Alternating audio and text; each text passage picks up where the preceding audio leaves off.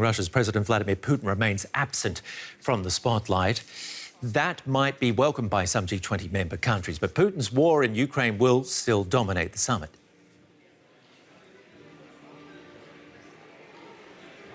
Would he or wouldn't he? In the end, Russia's president decided he wouldn't, as he pulled out of attending the G20 Summit in person. A blow to Indonesia's President Joko Widodo, who had even travelled to Moscow to personally invite Vladimir Putin. But many Western members of the G20 will be relieved they won't have to meet Putin face to face. Some have questioned Russia's membership following its invasion of Ukraine. An invasion that's created a deep geopolitical divide.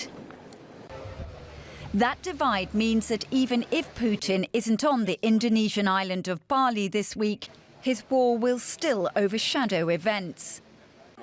It's already caused turmoil across the world, including a food crisis after grain prices soared as a result of the war.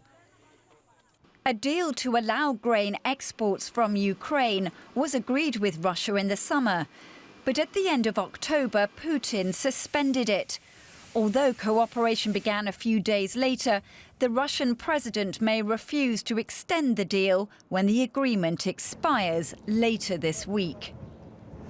An energy crisis has also hit the world hard, with most EU G20 members doing their best to reduce their dependence on Russian gas and oil, leaving many out in the cold. Other G20 members, including India, have benefited from cheap Russian energy. The knock-on effect of all this has been rising prices and soaring inflation. G20 members are still divided over Russia's war. But while it continues, its leaders will struggle to fight its global effects. Well, Richard, is Putin's absence being noticed there ahead of the summit? Yeah, well, I think, Ben, the dreaded cliche, the elephant in the room, of course, Vladimir Putin is very much that elephant here in Bali.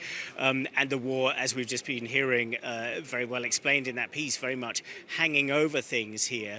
I mean, I think from the perspective of here in Southeast Asia, which is, of course, a key kind of center point of the G20, this grouping which brings together not just, the top table of global democracies like the G7, but it brings in emerging economies and it brings in non-democracies. This ideally should be a forum where, the kind of you can speak across the divides of world affairs. But of course, the Ukraine war is just too deep a divide at the moment.